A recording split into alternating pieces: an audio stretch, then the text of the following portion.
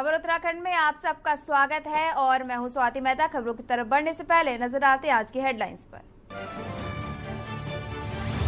Jolly grant airport पहुंचे CM Dhami. CM ने देहरादून से अल्मोड़ा के लिए हेली सेवा की शुरुआत। 1.5 घंटे में पूरा होगा देहरादून से अल्मोड़ा का सफर।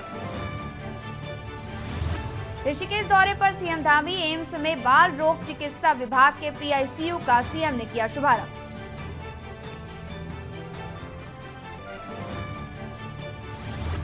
केंद्रीय राज्य मंत्री अजय भट्ट का बयान। कहा, सुविधा के अभाव में कोई नहीं रहेगा आधुनिक शिक्षा से वंचित।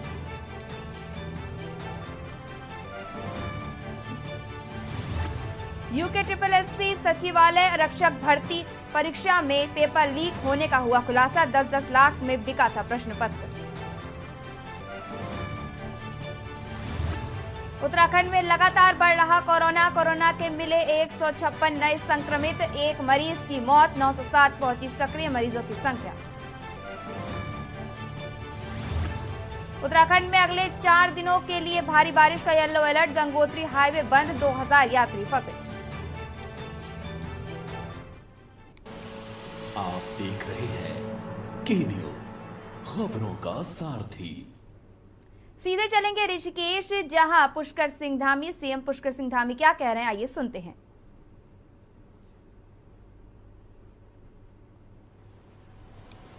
एक मैं कहूं कि बहुत बड़ा काम है जो कभी कोई सोचता भी नहीं था, उस काम को धरातल पर उतारने का काम है, जिनके माध्यम से हो रहा है। ऐसे रेल विकास निगम से जुड़े हुए सभी हमारे अधिकारीगण, कर्मचारीगण, मैं आप सबको आज के इस अवसर पर बहुत बधाई देता हूं। उपस्थित हमारे सभी पत्रकार कि एक शानदार काम, जो एक सपना था कभी लोगों के लिए कि पहाड़ में रेल जाएगी। मैं आज से 5-6 साल पहले की बात बताता हूं कि यहां से जहां कर्णप्रयाग रेल जा रही है, कर्णप्रयाग हमारा जहां उसी जिले में उसके अगले वाले जगह पर एक है नारायण बगड़ ब्लॉक, और नारायण बगड़ ब्लॉक में एक जगह है, गांव है घेस। हमारे कमिश्नर साहब भी बैठे हैं, हमारे जिलाधिकारी भी हैं, हमारे डीआईजी साहब भी हैं, यहाँ पर डीएम और पुलिस के कप्तान भी, सभी हमारे प्रशासन के भी लोग हैं। तो उस गांव में एक गांव है घेस, देवाल ब्लॉक में। तो वहां से कुछ बच्चे आए हुए थे देवाल से, तो वो मुझे विधानसभा में मिले। तो मैंने उन बच्चों से पूछा कि आप लोग क्या करने के लिए आए हुए हैं भ्रमण में? तो बोले, हम यहाँ विधानसभा देखेंगे, हम यहाँ पर सचिवालय देखेंगे, हम यहाँ पर इंडियन इंस्टीट्यूट ऑफ पेट्रोलियम को देखेंगे, सर्वे ऑफ इंडिया देखेंगे, ONGC देखेंगे, IMA को देखेंगे, NDA वाला जो हमारा वो है नेशनल डिफेंस एकेडमी, उसको देखेंगे। और मैंने कहा, और क्या देखोगे? बोले, और रेल देखेंगे। तो उन बच्चों के लिए रेल साक्षात देखना एक बहुत बड़ी बात थी, बहुत बड़ी बात थी। तो ऐसे बहुत सारे बच्चे हैं। मैंने तो एक गांव बताया आपको, हमारे उत्तराखंड के अंदर अभी बहुत सारे ऐसे गांव हैं जिन गांवों के बच्चों ने जिनकी पूरी जिंदगी बीत गई होगी, टेलीविजन के अलावा उन्होंने कभी साक्षात रूप से ट्रेन देखी नहीं होगी, रेल देखी नहीं होगी। तो ऐसे लोगों के लिए आश्चर्य है। और मैं हमारे देश के प्रधानमंत्री मोदी जी का बहुत अभिनंदन करना चाहता हूं कि उनका हमारे उत्तराखंड की धरती से विशेष लगाव है।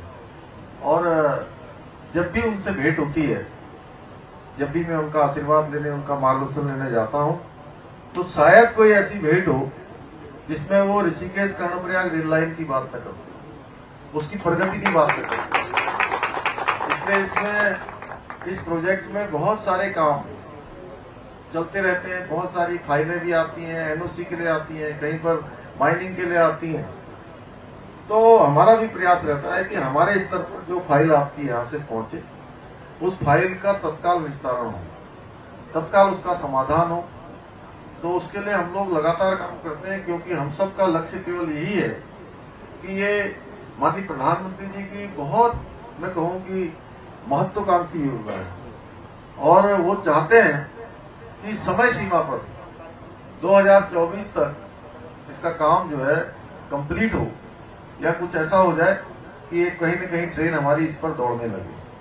और जिस गति से आप सब लोग काम कर रहे हैं, लगातार टनलों पर टनल बनाई जा रही है, 104 किलोमीटर टनल पर जा रही है। टोटल लंबाई रूट लेंथ टनल के अंदर 104 किलोमीटर 104 किलोमीटर और 21 किलोमीटर बाहर जाएगी। बाहर है। तो मेरे ख्याल से 15% होगा, कितना होगा? 15% बाहर है, 85% टनल के ऊपर है। और अपने आप में ये पूरे विश्व के लिए एक यहाँ के दर्शन करने के लिए भी और इस प्रोजेक्ट को देखने के लिए भी लोगों का बहुत आकर्षण रहेगा। और इसके कारण से जहाँ हमारे यहाँ पर हम प्रत्येक वर्ष अतिवृष्टि है, भूस्खलन है, इन सब का सामना करते हैं। और टनल के अंदर से ट्रेन जाने से बहुत सारे समय में जब हमारी सड़कें बंद हो जाती हैं, तो उस समस्या से भी हमको जो है कहीं न कहीं उस समस्या से भी हमको उस परेशानी से भी हमको जो है मुक्ति मिलेगी। तो ये मैं प्रधानमंत्री जी का बहुत धन्यवाद करता हूँ कि उनके द्वारा एक तो ये महत्वाकांक्षी योजना हमारे यहाँ पर चालू करवाई गई है। ये योजना पूरी होगी। इसके साथ साथ टनकपुर बागेश्वर रेल लाइन के ब्रॉड गेज सर्वे के लिए भी हमको लगभग 28 करोड़ रुपए की धनराशि अभी स्वीकृत की गई है, वह भी बनेगी। रेल के क्षेत्र में अन्य काम भी, जैसे हमारा देवबंद से रुड़की की जो रेल लाइन है उसके चौड़ीकरण के लिए, उसको सीधा करने के लिए, उसको भी जो है स्वीकृति प्रदान हो गई है। इसके साथ साथ गंगोत्री जाने के लिए ऋषिकेश से उत्तरकाशी की रेल लाइन की सर्वे की स्वीकृति भी हमको मिली है। भाइयों बहनों, जहां रेल के क्षेत्र में हम आगे बढ़ रहे हैं, एक महत्वाकांक्षी योजना 125 किलोमीटर की हमारी लगातार निर्माणाधीन है, लगातार निर्माण की ओर बढ़ रही है। वहीं सड़कों के क्षेत्र में भी आज से कुछ साल पहले हम देखते थे कि ऋषिकेश से बद्रीनाथ जाना कितना कठिन काम होता था, पूरा का पूरा दिन लग जाता था। आज ऋषिकेश से लोग गाड़ी में बैठते हैं और 6 घंटे 7 घंटे में बद्रीनाथ पहुंच जाते हैं। इतना आसान, चाहे रेल मार्ग हो, चाहे आज हमारा सड़क मार्ग हो, चाहे हमारी हवाई सेवाएं, हवाई सेवाओं के क्षेत्र में भी हमने आज ही देहरादून से अल्मोड़ा के लिए उड़ान सेवा, हेली उड़ान सेवा आज प्रारंभ करी है। और हमारा प्रयास है कि हम उत्तराखंड के प्रत्येक सुदूरवर्ती क्षेत्र में ट्रेन सेवा से पहुंचे, और ट्रेन सेवा के साथ साथ हेली सेवा से पहुंचे, सड़क मार्ग से पहुंचे। उसको लेकर लगातार काम हो रहा है। 4 धाम सड़कों के क्षेत्र में जहां पिछले दिनों कुछ रुकावट आई थी, माननीय न्यायालय में कुछ मामले लंबित थे, हमारी सरकार ने सुप्रीम कोर्ट में इसकी जोरदार पैरवी करी, और उस जोरदार पैरवी का परिणाम होगा कि हमारे को सड़कें बनाने की अनुमति प्रदान हो गई है। पूरे इस क्षेत्र से लेकर उस क्षेत्र से ग्वालदम, सिमली, हमारा बागेश्वर, जुलजीबी का 288 किलोमीटर का मार्ग, वह भी जो है हमारा 2 लाइन बनने के लिए उसकी भी स्वीकृति प्रदान हो गई है। इसी प्रकार से हमारा हल्द्वानी से कर्णप्रयाग, यह रेलवे लाइन भी यह सड़क भी हमारी, इसको भी स्वीकृति प्रदान हो गई है। तो इस तरह से हर क्षेत्र में हम लोग आगे बढ़ रहे हैं। अभी अभी हम लोग एम्स ऋषिकेश से आए हैं, और एम्स ऋषिकेश में जितनी सुविधाएं आज वहां पर उन्होंने हम लोगों को अभी प्रेजेंटेशन दिखाया, मैं सोचता था कि एम्स हमारा काम कर रहा है, हो सकता है कि अभी नया एम्स है, इसमें इतनी सुविधा नहीं होगी। मैं दावे के साथ कह सकता हूं कि पूरे देश में जितने भी एम्स चल रहे हैं, उनमें श्रेष्ठ एम्सों में से कोई एम्स है तो हमारा ऋषिकेश का एम्स है। और इतने सारे इसमें जो है नए नई फैकल्टियां, नए नए काम, इतने सारे अलग अलग प्रकार के अनुसंधान उसके अंदर हो रहे हैं। तो हर क्षेत्र में और इस बार चार धाम यात्रा में हमारे यहाँ 30 लाख रजिस्टर्ड हमारे जो है श्रद्धालु और पर्यटक आ चुके हैं। 30 लाख। अभी चारधाम यात्रा पूरी सितंबर और अक्टूबर में और जोर शोर से चलने वाली है। सारे रिकॉर्ड टूट रहे हैं इस बार, सारे रिकॉर्ड ध्वस्त हो रहे हैं। और प्रधानमंत्री जी की कल्पना अनुसार उन्होंने बाबा केदार के प्रांगण से कहा कि आने वाला जो दशक है वो। तो आप ऋषिकेश से सीएम पुष्कर सिंह धामी को सुन रहे थे, जहां वे कर्णप्रयाग के रेल लाइन के टनल के ब्रेक थ्रू कार्यक्रम में पहुंचे हैं, जहां उन्होंने रेलवे लाइन को, रेल की सौगात को गांव-गांव तक पहुंचाने की बात की और साथ ही पीएम का भी धन्यवाद किया।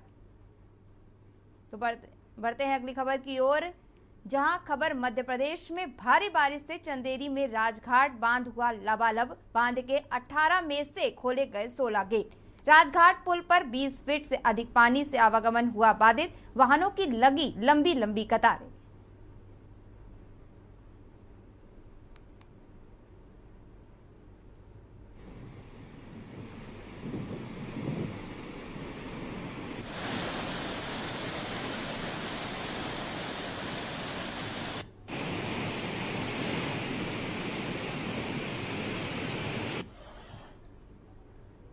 बढ़ते अगली खबर की ओर, जहां खबर लालकुआं से है, जहां उत्तराखंड भाजपा संगठन द्वारा उत्तराखंड प्रदेश के नवयुक्त बनाए गए महामंत्री राजेंद्र सिंह बिष्ट का लालकुआं के क्षेत्रीय जनता द्वारा फूलमालाओं के संग भव्य स्वागत किया गया। इस दौरान क्षेत्र की जनता काफी खुश नजर आई और उन्होंने अपने नए महामंत्री राजेंद्र सिंह बिष्ट से शिष्टाचार मुलाकात की और प्रदेश में भाजपा को मजबूत तरीके से आगे ले जाने और संगठन को मजबूत करने पर भी चर्चा की। इस दौरान भारी संख्या में क्षेत्र की जनता राजेंद्र सिंह बिष्ट के स्वागत समारोह में पहुंची और राजेंद्र सिंह बिष्ट ने भी लोगों को बधाई दी।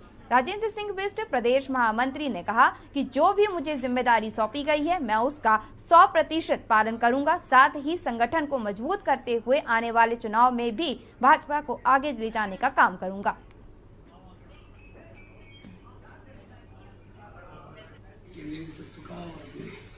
प्रदेश नेतृत्व का आभार व्यक्त करता हूँ। भारतीय जनता पार्टी जैसे जो विश्व की सबसे बड़ी पार्टी है, इसके उत्तराखंड का महामंत्री का दायित्व मेरे पास है। बड़ी चुनौती है और 2024 जो है हमारी चुनौती का विषय है। इस देश के यशस्वी प्रधानमंत्री नरेंद्र मोदी जी का सपना है कि भारत को विश्व गुरु बनाना है। तो उसके निमित्त हम सब लोग भारतीय जनता पार्टी के जमीनी स्तर के कार्यकर्ताओं को, जो मेहनती है, परिश्रमी है और परिक्रमा करने वाले न हों, ऐसे लोगों को संगठन में जगह दी जाएगी। ऐसे हमारे राष्ट्रीय अध्यक्ष जी का भी और अपने प्रदेश अध्यक्ष जी का भी ऐसा दिशा निर्देश है। उसी कड़ी पर मैं भी प्रयत्न करूंगा कि भारतीय जनता पार्टी के अब नए संगठन पर परिश्रमी लोगों को स्थान मिलना चाहिए। अगली खबर पौड़ी से है, जहां पर अग्निवीर भर्ती में असफल होने पर पौड़ी जिले के चौबट्टा खाल विधानसभा के सतपुली तहसील में 23 वर्षीय युवक ने फांसी लगाकर अपनी जीवन लीला समाप्त कर ली, जिसके बाद घर में तमातम का माहौल पसरा हुआ है। वहीं आपको बता दें कि इन दिनों उत्तराखंड में अग्निवीर भर्ती प्रक्रिया चल रही है, जिसके तहत गढ़वाल व कुमायूं मंडल में भर्ती आयोजित की गई है। लेकिन इस बीच भर्ती प्रक्रिया में अनियमितता की बात भी सामने आ रही है।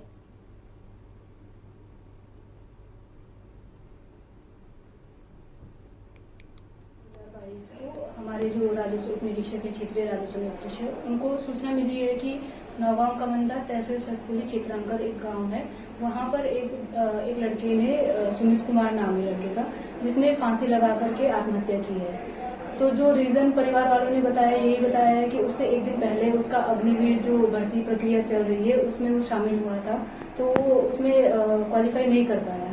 इस वजह से वो घर आया होगा रात को, फिर उसने आत्महत्या कर दी है। खबर कोटद्वार से है, जहां पौड़ी गढ़वाल जिले में बाघ का आतंक थमने का नाम नहीं ले रहा है। NH 534 पर दुगड्डा के एंता बैंड के पास दिन दहाड़े घात लगाकर बैठे गुलदार ने बाइक सवार पर हमला बोल दिया। चौबट्टा खाल के गांव धरासू पोस्ट ऑफिस निवासी 24 वर्षीय हेमेंद्र चौहान और 32 वर्षीय कमल चौहान गांव से बाइक में सवार होकर देहरादून जा रहे थे। तभी अचानक दुगड्डा के एंता बैंड के पास लगभग 1:30 बजे गुलदार ने दोनों पर हमला कर दिया। दोनों के पैरों में हमला होने के कारण घायल अवस्था में भी हिम्मत दिखाते हुए बाइक को तेज गति से लेकर भागे, जिससे उनकी जान बच सकी। कोटद्वार के बेस अस्पताल में दोनों का इलाज चल रहा है।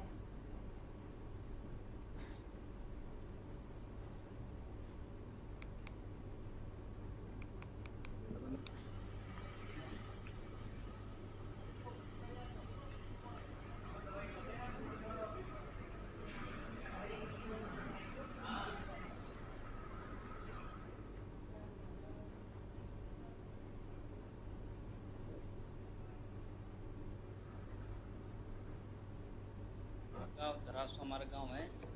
धरासू से आ रहे थे हम, देहरादून जा रहे थे पूजन में। तो रास्ते में दुगड्डा लगती ही फर्स्ट में तो वहाँ पे लगी, हम बाइक में थे हम 2 लड़के, तो बाइक में उसने हमला किया हम पे। अगली खबर कालाढूंगी से है, जहां पर उत्तराखंड की भूमि अपने विशेष लोक पर्वों के लिए प्रसिद्ध है।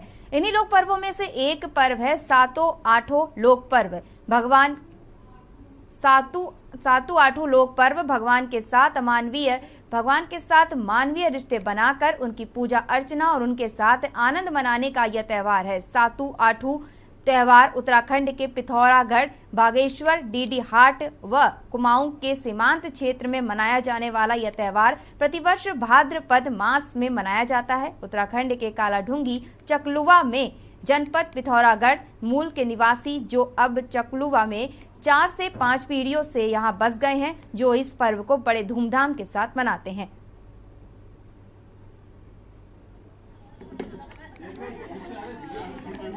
जहाँ तक मुझे जानकारी है, ये हमारे पिथौरागढ़ जिले के डीडी हाट, गंगोली हाट और धारचूला साइड जो है विशेष रूप से मनाया जाता है। वर्तमान में जो है वहाँ के सारे लोग इधर बस गए जहाँ तो वहाँ भी बहुत धूमधाम से वो मना रहे हैं और समय के संग बहुत बढ़ता ही जा रहा है ये।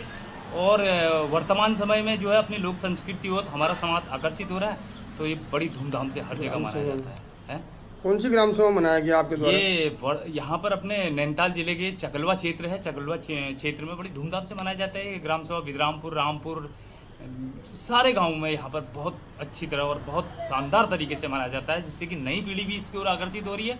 वो भी हमारी लोक संस्कृति और पुरानी चीज़ों को सीख रही है और उसमें पार्टिसिपेट कर रही है। खबर खटीमा से है, जहां पर भारत नेपाल सीमा से लगे सीमांत खटीमा में स्कूल के बच्चों से भरी मारुति वैन की टक्कर ट्रक से टक्कर हो गई। बच्चों से भरी वैन में कुछ स्कूली बच्चों को मामूली चोट आई, तो वहीं मामले में स्थानीय पुलिस वहां पर नहीं पहुंची। स्थानीय लोगों ने बताया कि मानकों को ताक पर ओवरलोड कर छोटे बच्चों को भर स्कूल को ढोने वाली मारुति वैनों पर परिवहन विभाग को कार्रवाई करनी चाहिए, क्योंकि कभी भी कोई भी बड़ी दुर्घटना घट सकती है।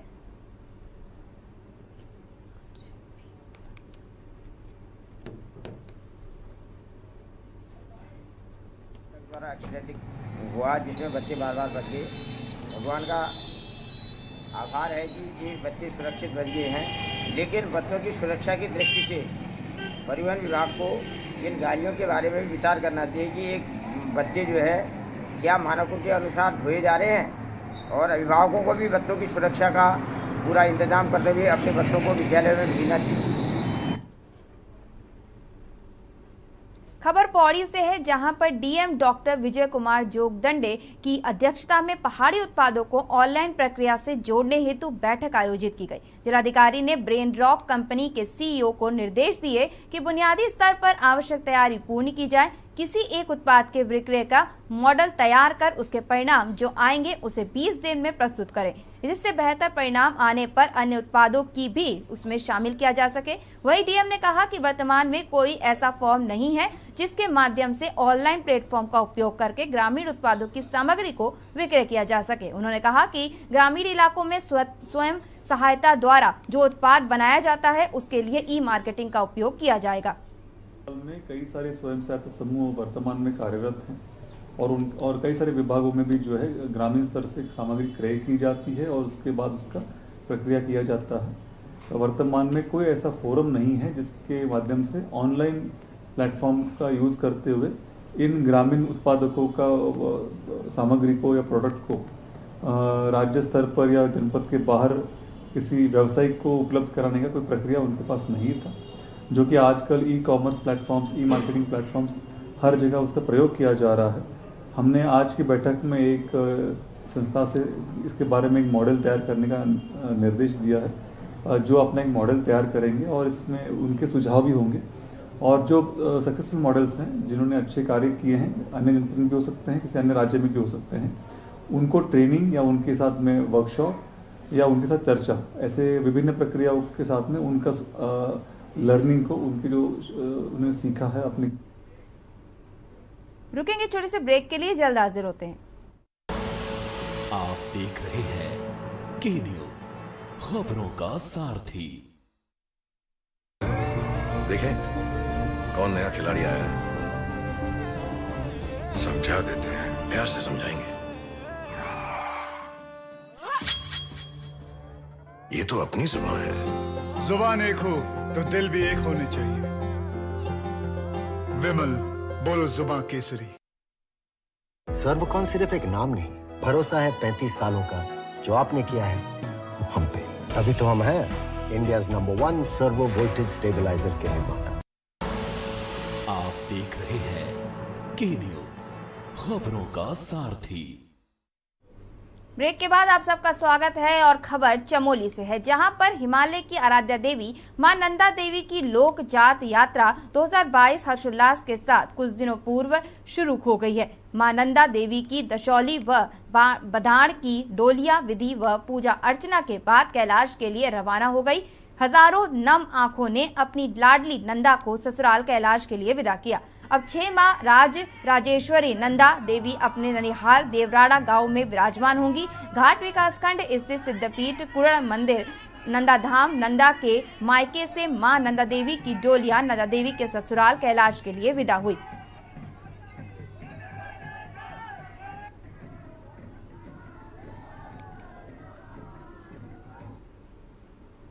अगली खबर रुड़की से है, जहां पर भारतीय ब्राह्मण समाज के पदाधिकारियों ने 22 अगस्त को हुए चुनाव में गठित हुई टीम को फर्जी बताते हुए उन लोगों के बहिष्कार का ऐलान किया है। आरोप लगाया है कि कुछ लोग परशुराम भवन पर कब्जा करना चाहते हैं। भारतीय ब्राह्मण समाज के अध्यक्ष सतीश शर्मा ने कहा कि उन्हें 12 संरक्षकों द्वारा अध्यक्ष चुना गया था, लेकिन उसके बाद भी सुरेश शर्मा अपने आप को अध्यक्ष कहते हैं। अब कुछ षड्यंत्रकारियों ने एक बार फिर से सुरेश शर्मा को अध्यक्ष बनाने के साथ कुछ अन्य लोगों को फर्जी बैठक कर पदाधिकारी नियुक्त कर दिया है। उन्होंने कहा कि चुनाव से लेकर चुनाव अधिकारी तक फर्जी थे और कार्यक्रम में भीड़ जुटाने के लिए छात्रों को बुलाया गया था, जो कि समाज के नहीं थे। उन्होंने आरोप लगाया कि पूर्व सभासद जेपी शर्मा ने इसका षड्यंत्र रचा है। यह लोग परशुराम भवन पर कब्जा करना चाहते हैं।